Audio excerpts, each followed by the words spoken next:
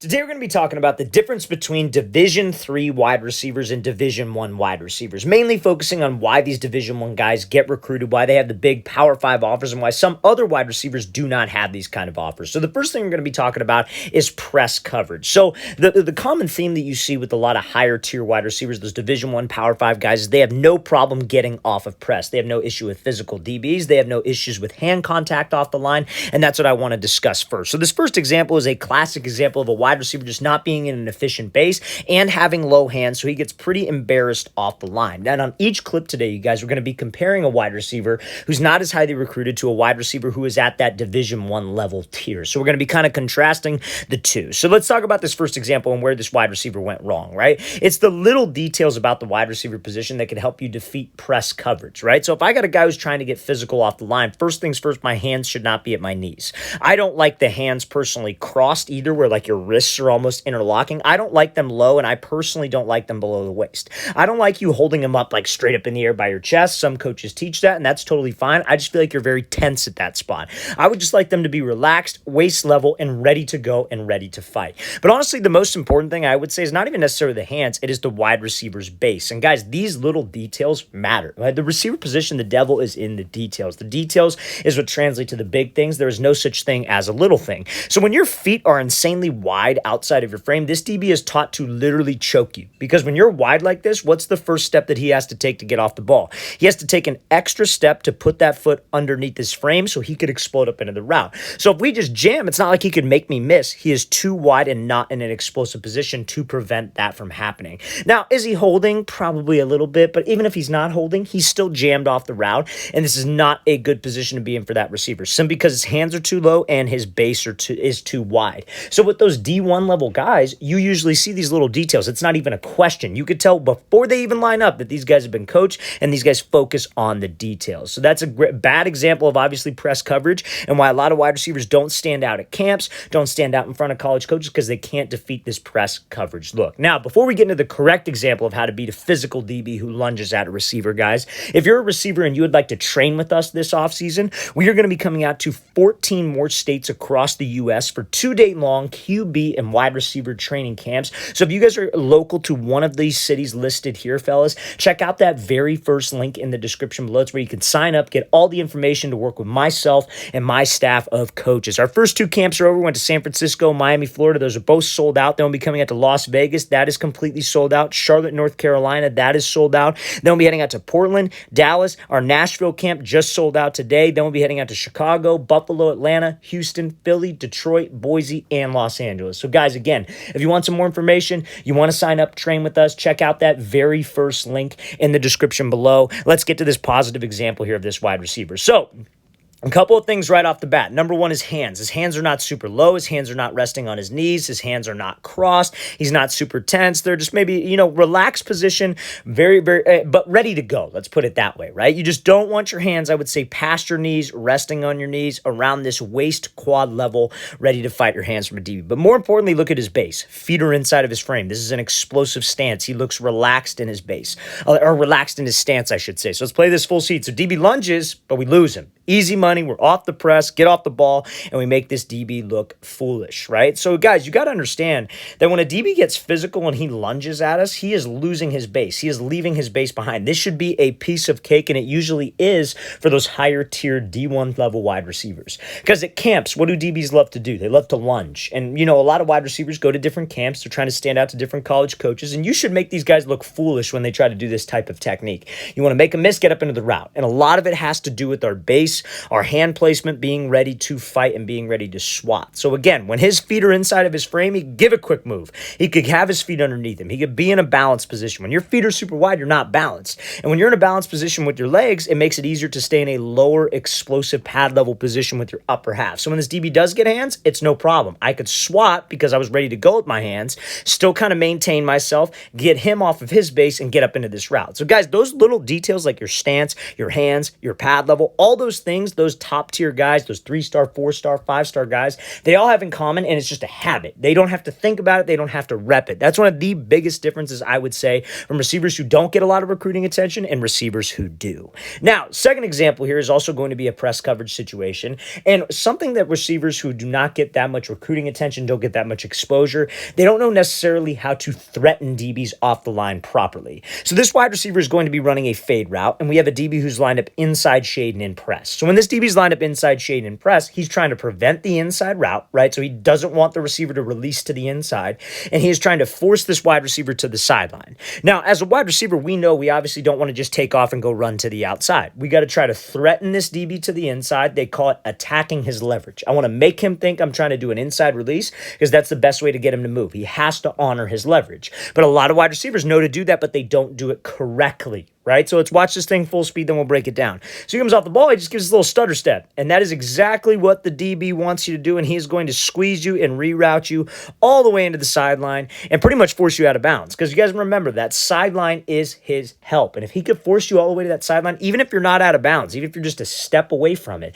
that is not an easy throw for that quarterback, and that is on us. What this receiver should have done, and you'll see it in this example of a highly recruited guy that we're going to show, and this wide receiver, you got to try to threaten this DB outside of his body frame, right? So this DB's got I guess you could say, I call it lanes, like driving lanes, right? So you got the center of the DB, that's like the middle lane. If I'm trying to move him to the right, I want to try to step all the way to the right lane. Vice versa, if I'm trying to get him to move to the left, I want to step all the way to this like left lane, if you will, right? So when we come off the ball, you see how this receiver, he gives this jab to the inside, but it doesn't go anywhere. It's not stepping wide. It's not stepping outside of his frame.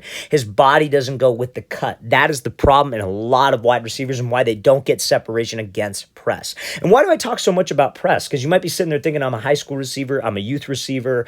I don't see a lot of press. I just see zone coverage. Guys, in college, you're going to see press, right? And they want to see if you can beat press coverage, especially when you're in front of a college coach or if a college coach is watching you on film, whatever the case may be, right? So what he should have done is I would have liked to see him maybe step a little bit further to the inside, bring his hip with the foot. Something I tell my wide receivers is that when you throw a cut to the outside, your head should be even with your knee. You want to throw your upper body with the cut because the disciplined DB is going to be watching our hips. So if we are trying to get him to move, we have to sell the release with my hips. Step outside of the frame, but bring the head with the knee. Don't just step with your feet. Don't rush the step. Let's actually threaten him. Step outside of his body frame. Now, and again, I say that head to knee thing because a lot of guys will take that too literal. I'll say step outside the frame and they'll reach and they'll step crazy wide. But now you're going to see an example of this in a second here, the correct way, right? So this wide receiver is going to be working just like a simple, like triple step release, I guess you could say. A triple step is where you go like a 1, 2, and then 3. This is a wide receiver at Kansas State. So this like 1, 2, 3 move, I guess you could say, you would step in the direction opposite of where you're going first. So he would step with his right, left, and then fake with the right. This last step with the right foot, that 1, 2, 3, is the most important step. Now, he's running like this quick slant route. Now, again, there's many ways to do that. This is just one of them. But to run that slant against this type of DB look, to get him to jump to the outside, we have to operate outside of his frame out here, right? So let's watch what he does, and I want you to pay attention to how far he steps. It's 1, 2, 3. And you see how far he's outside of his frame, how much separation he is able to get. And this is high-level college football, guys. This is high-level college football against very, very disciplined DBs. How are we able to get this guy to be so far off of his platform and stepping outside of his frame? That's the technique that we need to understand off the line. So let's talk about the mechanics of it, right? So the first 2 steps he takes, you see how those are not very big steps. They're very quick steps. They're inside of his body frame. But the step that matters, the third step, throwing. And you see how he's stepping outside of the DB's frame. He is stepping all the way to the right lane. But you see how his hip, he is turning his hip, turning his shoulder. His head is trying to get as even as possible with the knee. That's what gets the DB to jump because that DB is keying in on our hips. So there's 2 phrases that I'll tell my wide receivers to sell the cut a little bit more.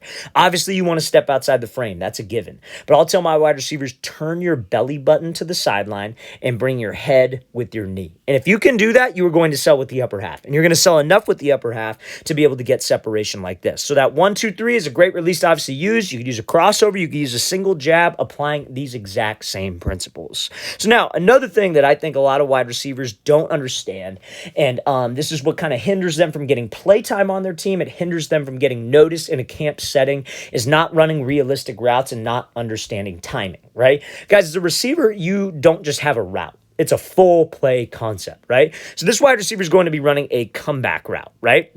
Like a 15 back to 12. I think it might be like 16 back to 14 or whatever the case may be. It's a little bit on the deeper side of things, right? But on a comeback route, when does a quarterback ever throw that late, right? Very, very rarely. Unless it's like a sprint out situation, you may have some time to operate, right? But I want you to pay attention to this, like kind of move, this release from this wide receiver. Pay attention to the stance and the hands also as well. Those are two similarities that we showed in the beginning of this video. But he comes jab, diamond release, or dive release, pushes up, breaks this thing down, then gets out of the route. That is a very, very, very long route, right? So if a college coach sees you work that route, and yeah, we got the DB, yeah, we burned him, the first thing he is thinking is that took too long, right? So we had a camp this past weekend in Florida, and there were a lot of good routes, a lot of good talent, but there were dudes that would run, they would set up a release, they would give 4 or 5 different moves, they would break out, they would fake a comeback, they'd run a go, they'd fake an out route, run it in. It just took way too dang long. You guys got to understand against man coverage, fellas.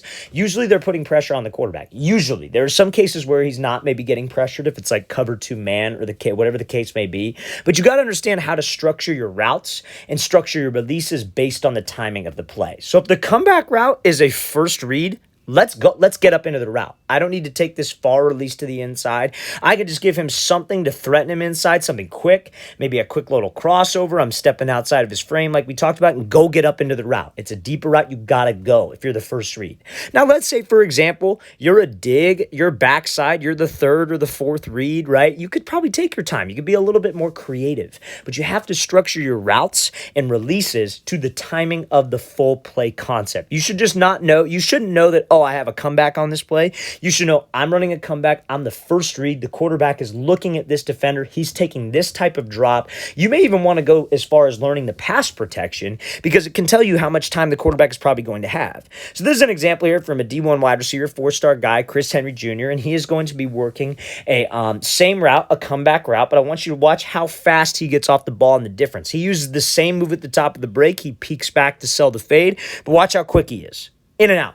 One move, peek back, in and out of this break. Because he knows he is the first read, right? It's about being able to create separation, fellas, but doing it efficiently, right? You want to be able to do it efficiently and maintain timing with my quarterback. Any receiver can get open against man coverage, right? Anybody. I don't care who you are. I don't care how big you are. I don't care how fast you are. You will be able to get open against man coverage. But can you do it within 2 to 3 seconds on your route? Because that's ultimately at the collegiate level what they're asking you to do. And you see all the fancy routes. You see all the different moves that people use. But what you don't understand is how quickly they are doing it. And that is one of the biggest differences, I would say, from a D1 wide receiver to a wide receiver who maybe doesn't get as much recruiting attention.